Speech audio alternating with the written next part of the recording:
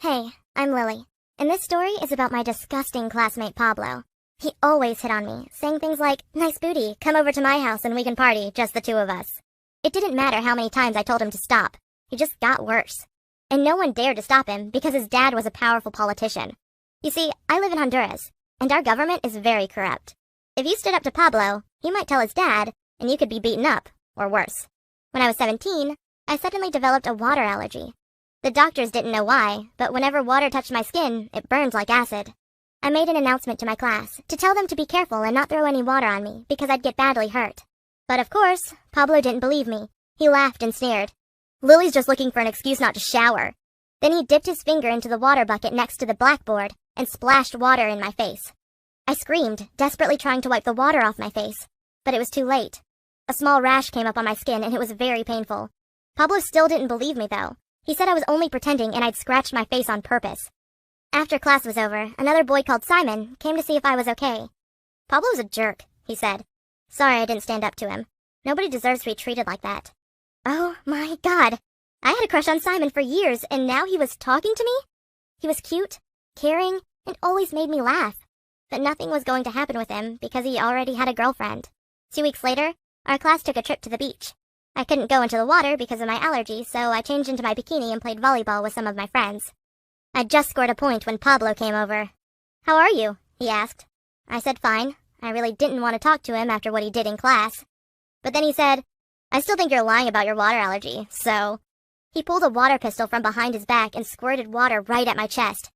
Within seconds, my skin turned red and I wanted to scream, but I couldn't because I was struggling to breathe. The next thing I remember is waking up in a hospital. My mom was there and she told me I'd almost died. She stayed with me as long as she could, but she still had to work to support our family, so eventually she had to go. Guess who came into my room after she'd gone? Yep, Pablo. I wanted to scream at him to go away, but I was too weak, so I just glared at him. He said, "I'm sorry, Lily. I really thought you were joking when you said you were allergic to water. I already told your mom that my dad will pay your hospital bills, and if there's anything I can do for you, let me know." That creep. Did he really think he could just say sorry and let his dad buy his way out of trouble? No way. I pressed the buzzer for the nurse and told her to throw Pablo out.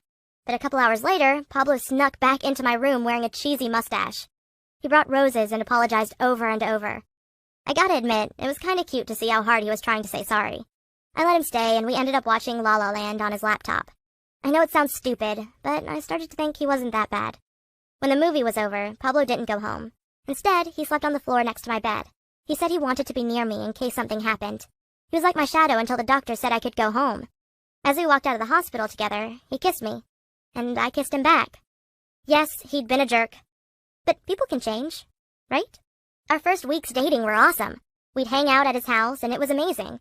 He had a tennis court, indoor swimming pool, even a private cinema. But slowly his behavior changed. He started to tell me what clothes to wear and who I could be friends with.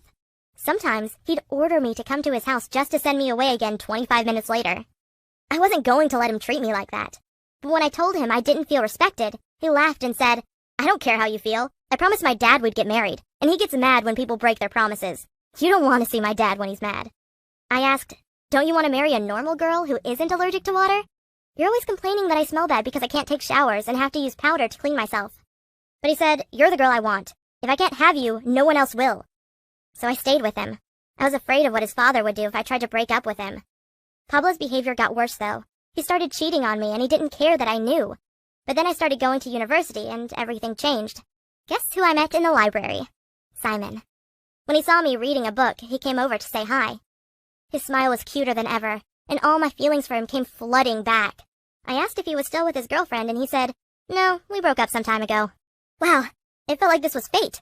We sat together and talked for hours. We could have stayed there all night, but I got a text from Pablo demanding I go to see him. I hated saying goodbye to Simon. And while I was with Pablo, I couldn't stop thinking about my high school crush. When Simon and I met again at a coffee shop, I confessed that I'd loved him for years, but was too scared to leave Pablo. Without saying a word, Simon pulled me to him and kissed me. I never wanted that kiss to end, but I pushed him away saying, "You'll be dead if Pablo finds out." "I don't care," Simon replied, and kissed me again. We started dating in secret, and for a few months, I thought we'd get away with it. But one night Pablo asked me, "I hear you're close friends with Simon from school." I gasped. "What? No! He's just one of my classmates. I hardly know him. Pablo said, Carlos told me he saw you and him kissing. I protested. Carlos is lying. But I could tell Pablo didn't believe me. You know what I have to do now, and it's all your fault, Pablo said. I started crying, begging him to leave Simon alone. But Pablo pushed me away and ordered 2 of his dad's security guards to go with him. After they left, I rang Simon and told him to leave town or Pablo would come for him. Simon persuaded me to go with him, so we agreed to meet up at the city bus station. Before I left, I stole 2 small Inca statues from Pablo's house. I knew they were made of pure gold, so I'd hoped they'd help me and Simon to start a new life. When we met at the bus station, we fell into each other's arms, kissing passionately. I was so happy to see Simon alive. We took the next bus to Mexico. The whole journey, I worried about Pablo coming after us. But we arrived safely.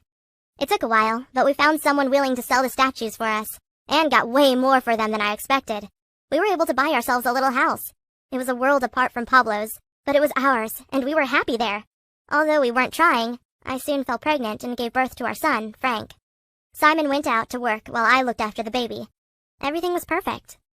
But I should have known it was too good to last. One night, masked men broke into our house and took me with them, leaving Simon and Frank behind. They took me to a small private airstrip, and that's when I realized Pablo had tracked me down.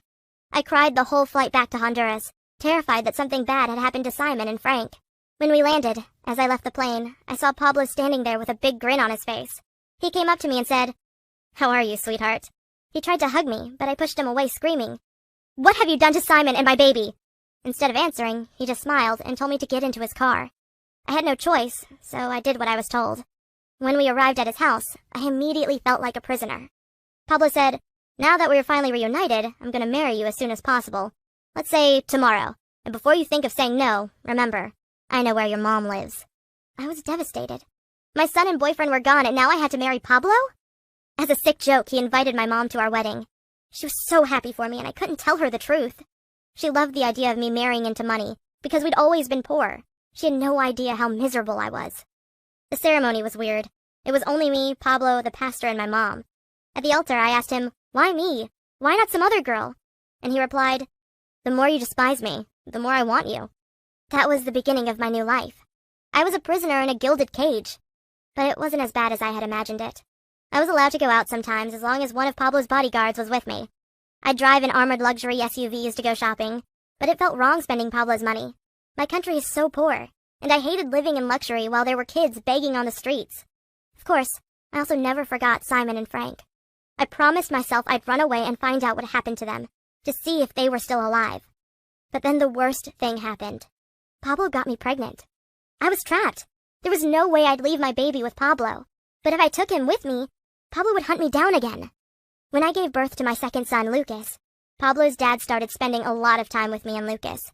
As I got to know him, he seemed like a decent man, so I told him how Pablo was treating me. His reaction stunned me. He said, "My son's an idiot.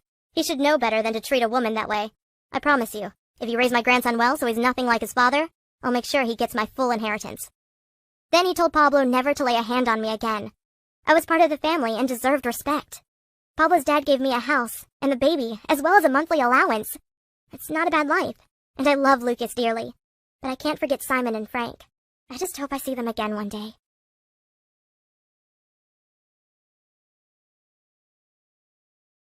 Hi guys. My name is Alex, and I'm 14. I want to tell you about a couple of events that completely changed my life. It all started a couple years ago, when my parents were getting a divorce, and my mom said that my father wouldn't have the right to see me after that. I have to say, I totally expected something like this to happen. My parents were fighting all the time. Actually, they'd been fighting for as long as I can remember. And for me, they would always play good cop, bad cop. Mom would scold me for something, then Dad would buy me ice cream and calm me down. But during their last fight, Mom said that she was going to take custody away from my father and even forbid him from seeing me at all. The worst thing is that she would have done it. Dad didn't have a steady job, and he wouldn't have had a place to live after the divorce, so the court definitely would have taken away his custody of me. The next day, my dad came to pick me up from school, and he said that we needed to talk. He told me that I had the right to choose who I wanted to live with, and then offered me the chance to go with him to another city and start a new life. Of course, I agreed. At that time, my mother was the evil one that wanted to take my father away from me. So we packed up all of our necessary things and were about to leave when I asked, shouldn't we tell Mom that we're leaving? But Dad assured me that he'd already talked to her, so that's how I said goodbye to my home. As we were driving on the highway, Dad told me what we were going to do. He said we would stay at a friend's house for a week until he found a job. And then we'd rent an apartment and find a school for me. And then we would deal with all the divorce and custody stuff. Sounded like a plan. Dad was energetic and wound up, and his enthusiasm rubbed off on me. I felt like we would be fine.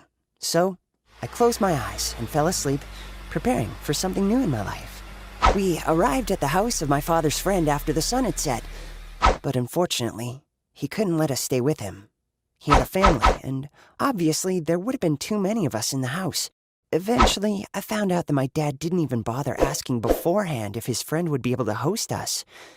It was late, and we were tired, so Dad decided that we would stay at a hotel. This didn't fit into our plan, because staying in a hotel is pretty expensive, and Dad had no job. For several days, my father went to interviews in search of work. Unfortunately, each time he returned sad. He kept getting turned down over and over again, and soon the moment came. Dad said we were running out of money and we couldn't afford to stay in a hotel anymore. He tried to stay positive and convinced me that everything was going to be all right. But in reality, we had to live out of our car. It was terribly uncomfortable, but it was necessary in order for us to save money. Day after day, we were wandering around the city looking for work, and things kept getting worse and worse. And after one night, I completely lost my enthusiasm. We were running out of gas, and Dad came up with a plan. We drove into some kind of parking lot. Dad said he needed my help. He took a can and a hose and rigged up something to drain the gas from someone else's car, and I had to stand watch. After a few minutes, I heard a man yelling, "Hey, what are you doing over there?" Damn, I didn't notice him, and now he was running toward us. We started to run away, but he was catching up with us. Dad said that he'd hold him, and to meet later at the mall nearby. In fear, I just ran in a random direction, and a second later, I heard the sound of a falling canister. I was scared to even think about what was happening to my dad. 10 minutes later, I was sitting on a bench in the mall, out of breath. Soon, my father came. Oh my God, he looked terrible. His clothes were dirty, his jacket sleeve was torn, and his face had a huge bruise. It was awful. It turned out that the guy who was chasing us was a parking lot security guy, and he wanted to detain my father, but thankfully, he was able to escape. Okay, Dad was fine. But now all our stuff was in the car, and there was no way to get to it because the security guy had probably called the police. So we had no money, no food, no water, and no place to sleep. We walked through the empty streets, hungry and tired. Not to mention that I hadn't showered in 5 days. Soon I was just falling over my own feet, and Dad said we were going to spend the night in the park, and that tomorrow we'd figure something out. Dad woke me up and said an unexpected phrase. "Son, I have great news." Good news is exactly what I needed. Dad said he'd found out about a place where we could get free food. But I did not expect that this place was a dining hall for homeless people. We were given a bowl of soup and a couple of pieces of bread. But as soon as I tried it, my eyes filled with tears. I was at the end of my patience. I couldn't do it anymore. I started crying and asking Dad to take me home to Mom. And it looked like my dad was tired of it too. So he admitted that he couldn't make it, and that he'd figure out how to get us home. To cheer me up, Dad said he'd get us some normal food, and he left me waiting outside of a supermarket. I knew we didn't have any money, and I knew that my dad was going to steal food. So I started to worry when he didn't come out 10 minutes later. What if he was detained by security? But when the police car pulled up to the store, I knew for sure he was caught. I was scared, so I decided to just run away so they wouldn't catch me too. I just didn't know what to do. I wandered the streets until nighttime. I was scared, hungry, and terrified of everyone I met. People looked at me strangely. Of course, I was just a tear-stained child in dirty clothes who was walking alone in a big city. I had nowhere to go, so I decided to go to the first policeman I met and ask for help. And that's just what I did. They put me in a car and took me to the station. Officers and social workers asked me whether I was starving, whether my father had forced me to do anything, and other terrible questions.